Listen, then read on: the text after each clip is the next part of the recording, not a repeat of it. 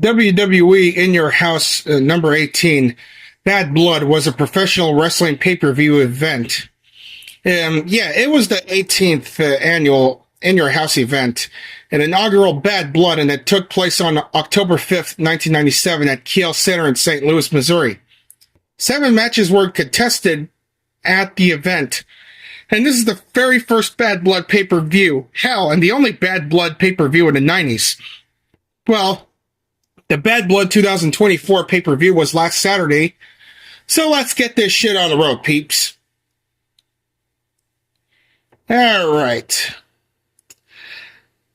Okay, this was one of the In Your House events, which later became the title of the annual pay-per-view, replacing the method at the time of the making new names for all events aside from the Big Five: Royal Rumble, WrestleMania, King of the Ring, SummerSlam, and Survivor Series. Unlike the other former In Your House events that became their own pay-per-views over the following year after the In Your House's discontinuation, Bad Blood, stylized with one D in bad, did not return until June 2003, becoming the annual June pay-per-view. However, the short-lived event was discontinued after the 2004 event, but was later revived in the October 2024 on the 27th-year anniversary of this first event.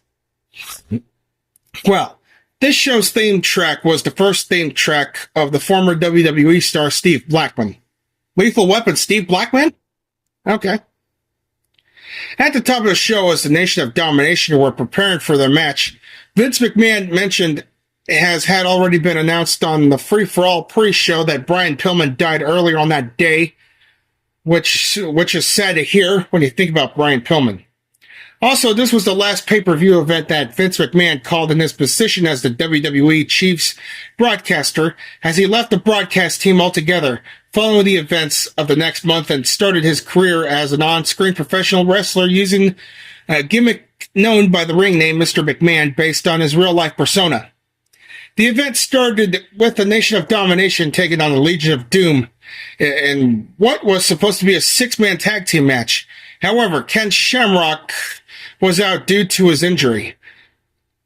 Farouk interfered on behalf of his Nation teammates, which enabled Mustafa to kick Hawk in the back of the head and The Rock to execute the rock bottom for the pin.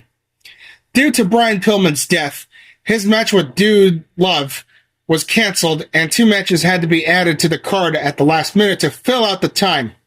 The first of those was a midget wrestling tag team match pitting Max Mini and Nova against Tarantula and Mosaic. Max Mini and Nova emerged victorious when Mini pinned Tarantula despite a kick-out at 2. Damn. Alright, the Headbangers then defended their WWE Tag Team Champions against the Godwins. Late in the match, Phineas caught Headbanger Mosh attempting to mosh pit and powerbombed him for the pin, while Uncle Cletus had held Thrasher to prevent him from making a save. After the contest was over, the new champions assaulted the old champions, only stopping when threatened with losing the belts. A Legends ceremony was held next to honor some of the legends of St. Louis wrestling. It was hosted by Jim Ross and Sonny. Wrestlers honored included Gene Kiniski, Jack Briscoe, Dory Funk Jr., Harley Race, Terry Funk, who may rest in peace, and Lou Thays, and promoter Sam Muchnick. The next match saw the finals of the Intercontinental Championship Tournament, where Owen Hart faced Farouk for the belt that Stone Cold Steve Austin was forced to vacate due to an injury he suffered at SummerSlam in August. Stone Cold Steve Austin was at the ringside for the contest as he was to present the belt for the winner. He also served as a guest timekeeper and guest commentator and factored in the outcome as he hit Farouk with the belt to knock him out, while the Commissioner Slaughter, who was also at the ringside to prevent any incidents, was distracted. Well, holy fucking shit. Owen Hart then pinned Farouk to win the Intercontinental title. The second of 2 matches necessitated by the cancellation of Brian Pillman's match was an 8-man tag team contest pitting the Disciples of the Apocalypse against Los Boricuas. DOA won the match after Crush pinned Jesus Castillo following a tilt-a-world backbreaker. Okay, what's next? Alright, the WWE Champion Bret the Hitman Hart and the British Bulldog took on Vader and the Patriot in a tag team match that followed the 8-man tag.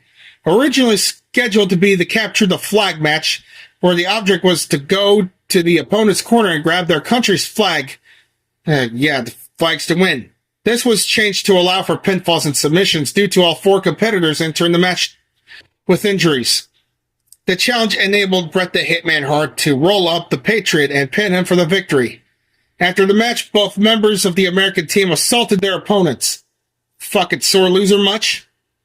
The match is notable for having 2 fans interfere by attempting to climb the ring. And holy shit, now are we getting on to the main event? The main event of evening saw Shawn Michaels facing off against The Undertaker in the first ever Hell in a Cell match, with the winner to face Bret the Hitman Hart for the WWE Championship at Survivor Series in November.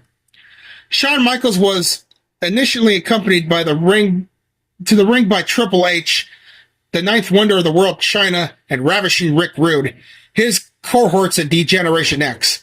But after the cage was locked, all 3 of Shawn Michaels' allies were forced to leave the ring. The Undertaker attacked Shawn Michaels early and often, and his opponent was unable to gain offense early in the match. Approximately halfway through the match, a fucking cameraman was injured, forcing the cell door to unlock. Shawn Michaels and The Undertaker fought outside of the cell, and the Heartbreak Kid was then thrown face first into the cage, causing him to begin bleeding profusely. The 2 climbed to the top of the cell and fought, ending with the Heartbreak Kid hanging from the side of the cell while The Undertaker stomped his hands, causing Shawn Michaels to fall through the fucking Spanish broadcast table. My fucking god, this is getting all crazy and shit. Is this right before the Attitude Era existed? Is it like the prime example of, like a prediction of the Attitude Era? The 2 then returned to the inside of the cell, where the door was once again locked. Late in the match, The Undertaker hit Shawn Michaels with a chair. As Shawn Michaels lay unconscious, The Undertaker gestured, but he was doing this. All of the lights in the arena went out and organ music began to play. Within seconds, red light filled the arena and Paul Bearer walked to the ring with the debuting Big Red Machine, Kane. Kane proceeded to rip the door of the cell off its hinges, then assault referee Earl Hebner, and then enter the fucking ring. He then returned to the lights to the arena back on, his soon-to-be trademark gesture of summoning fire from the corners, and executed the tombstone piledriver on the Ultimate Phenom, The Undertaker, before exiting the cell. The Heartbreak Kid Shawn Michaels then crawled over to The Undertaker while referee Earl Hebner, who had also been taken out, slowly crawled back into the ring, and the Heartbreak Kid Shawn Michaels pinned the Ultimate Phenom The Undertaker for the victory. Damn! Well, what a fucking victory that Shawn Michaels ever took. Thanks to the Big Red Machine, Kane. So anyways, the main event was given a 5-star match rating by Dave Meltzer, which would be the last WWE match to receive the honor until the John Cena versus CM Punk match at the 2011 Money in the Bank event. So yeah, that's good to hear. And in 2015, Kevin Pantoja of 411 Mania gave the event rating a 5.0, not so good, stating the show itself was pretty damn boring until the end. Besides the main event, the only 2 matches earned 2 stars, and they barely accomplished that. This may be because of the emotions after one of their colleagues passed away, but everyone outside of the cell match seemed to kind of mail it in. Speaking of cell, it is the only reason you should go see, and this saves this from being a terrible score. It is one of the great matches of all time. Well, that's great to hear. The very first time I saw the main event of the Bad Blood pay-per-view, between Shawn Michaels and The Undertaker, is when I purchased a 3-disc DVD of Tombstone History of The Undertaker at my local movie trading company store. Worth every minute and worth every fucking penny. Yeah.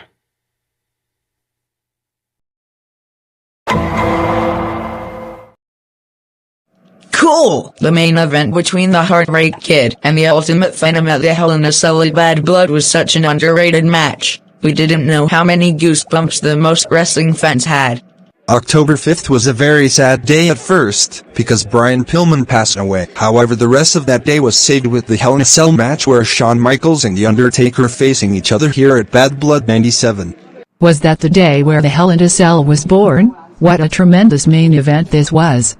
My mind was blown when the Big Red Machine Kane shows up near the end of this In Your House pay-per-view. Awesome. Man, the poster of the Bad Blood 97 pay-per-view shocked me at first, because The Undertaker was holding his severed head, and I noticed that it's sponsored by PlayStation. I was excited to see Shawn Michaels and The Undertaker being surrounded by 4 walls of steel with the top of the ceiling steel. What a Halloween-themed In Your House pay-per-view that the WWE came up with. The matches were alright and fair, but the main event of the Hell in a Cell between the Ultimate Phenom and the Heartbreak Kid, it kicked so much ass. Well, WWE had a 8-man Intercontinental Championship tournament starting off in Rise War, and the finals held at the Bad Blood 97 pay-per-view. Owen Hart did great winning that belt, however the Hell in a Cell match was magnificent. It's great that Shawn Michaels won the #1 contenders match to the WWE Championship at Survivor Series 97 against The Undertaker thanks to the Big Red Machine Kane. Hell in a Cell was so memorable that WWE started the second one at Rise War back in June 15, 1998 at San Antonio, Texas. So in conclusion, my fellow peeps, if you have a Peacock subscription in the US and or a WWE Network subscription, I recommend watching all 4 of the Bad Blood pay-per-views. Yeah, I did say 4, but there's no chance in hell that I want to watch the most recent one because WWE nowadays is not like what the Attitude Era was. If you have any physical copies of those 3 Bad Blood pay-per-views, either VHS or DVD, or both, consider yourselves lucky.